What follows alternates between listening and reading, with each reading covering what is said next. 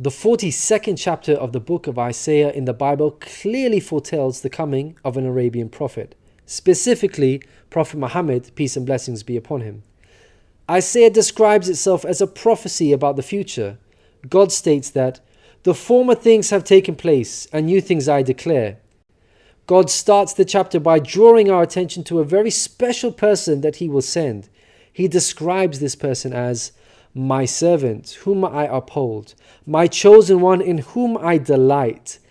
At least 3 of the names of the Prophet Muhammad are mentioned: servant, chosen one, and in whom I delight.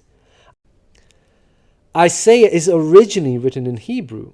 Arabic and Hebrew share a lot of common words because they are both Semitic languages. Isaiah uses the Hebrew word ebed for servant. The Arabic word for servant is abd. Prophet Muhammad is known as God's servant. In Arabic, Abdullah. Chosen one is Mustafa in Arabic. This is another of the names of the Prophet Muhammad. The one in whom God delights in shows that this person is beloved to God. Habibullah in Arabic, which means beloved of God, also happens to be one of the Prophet Muhammad's names. In Isaiah, God also reveals the location of this special person. He states, "Let the wilderness and its towns raise their voices. Let the settlements where Kedar lives rejoice." Out of all the nations on earth that God inspired Isaiah to mention, he chose to highlight Kedar's location, so we should pay special attention. Throughout the Bible, Kedar and his sons are linked to Arabia. For example, the book of Ezekiel tells us that Arabia and all the princes of Kedar were your favorite dealers in lambs, rams, and goats.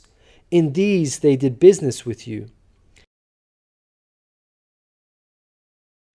In Isaiah, God goes on to narrow the location down further to a specific city within Arabia. He states that the people of Selah should sing for joy. Let them shout from the mountaintops. The place Selah pinpoints the exact location in Arabia. The place being spoken of is the city of Madinah in Saudi Arabia, because Selah is the name of a famous mountain in Madinah. Medina was the city of the Prophet Muhammad. An important point worth mentioning is that historically we know there was a presence of various Jewish tribes in Medina before the advent of the Prophet Muhammad. Both Jewish historians and Islamic history records this fact. The question then arises, why were there numerous Jewish tribes within Medina? The answer is that the learned Jews were aware of this prophecy in Isaiah and were anxiously awaiting the coming of a new prophet. Islamic history records the fact that whenever a dispute arose between the Jews and the Arabs in Medina, the Jews used to taunt their pagan Arab neighbors by saying, "When our prophet arrives, we shall obliterate you." The Qur'an also affirms this. God says, "Is it not a sign to them that the learned men of the children of Israel knew it as true?" In Isaiah, God informs us that the special person will bring something new. Mankind is told that we will sing to the Lord a new song, His praise from the ends of the earth. The statement "a new song" means a new law, a new way of worship.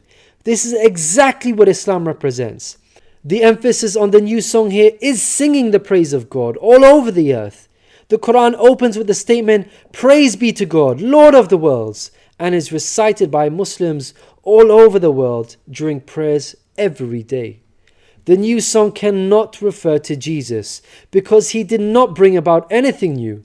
Rather, he confirmed the law of Moses that was already there. In the Gospel of Matthew, Jesus said, "Think not I am come to destroy the law or the prophets. I am not come to destroy, but fulfill." Jesus obeyed and followed the law of Moses throughout his life.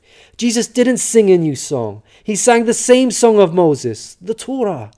Moreover, the disciples of Jesus also followed the law of Moses, even after Jesus departed. In the book of Acts, we are told that the disciples looked to the Torah for guidance. For the law of Moses has been preached in every city from the earliest times. In Isaiah, God emphasizes the universal mission of the coming person by mentioning that he will be made a covenant for the people and a light for the Gentiles. Gentiles means non-Jews. The Qur'an confirms the Prophet Muhammad, peace be upon him, was sent to the whole of mankind, Jews and Gentiles alike.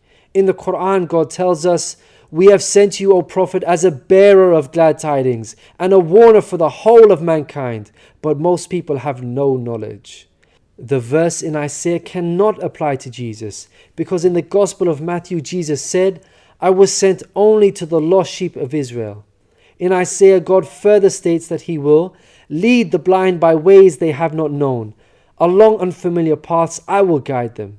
The pagan Arabs at the time of the Prophet Muhammad fit this description perfectly, because they had not been sent a messenger prior to Muhammad. The Qur'an bears witness to this. God states that Muhammad was sent to warn a people to whom no warner has come before.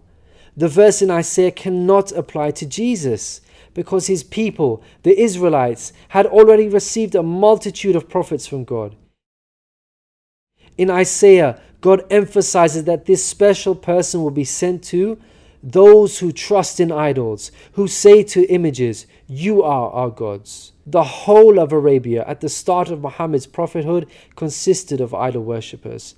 Again, this cannot be a reference to Jesus, because his people, the Israelites, were monotheists and not idol worshippers. Moreover, Jesus explicitly told his disciples to stay away from the idol-worshipping Gentiles, the exact opposite of what God prophesied in Isaiah. The Gospel of Matthew tells us that these 12 Jesus sent out with the following instructions: do not go among the Gentiles.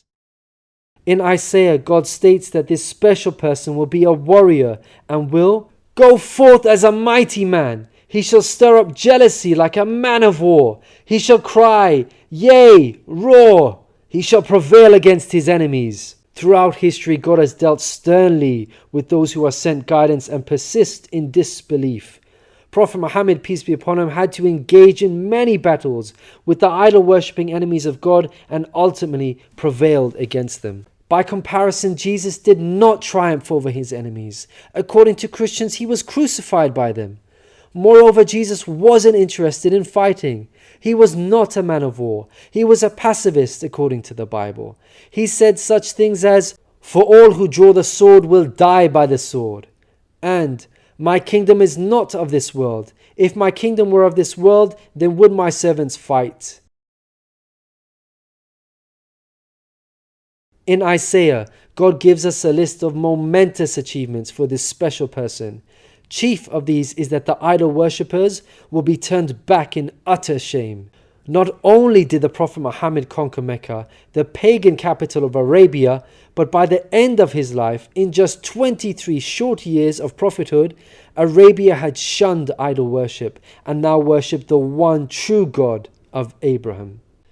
This cannot apply to Jesus, as it was Christians themselves who were humiliated and greatly ashamed for hundreds of years after Jesus. They were persecuted at the hands of the Roman Empire, who were idol worshippers. They executed some of the apostles of Jesus, such as Peter and Paul. Christians were tortured and even fed to the lions. Finally, Isaiah closes with an admonishment from God. "Hear, you deaf. Look, you blind, and see. You have seen many things, but you pay no attention. Your ears are open, but you do not listen. Which of you will listen to this or pay close attention in time to come?" It seems clear that the deaf and blind God is talking about in this verse are those who reject Prophet Muhammad, peace be upon him. Who among you will heed God by acknowledging him? Who will listen and pay close attention in time to come?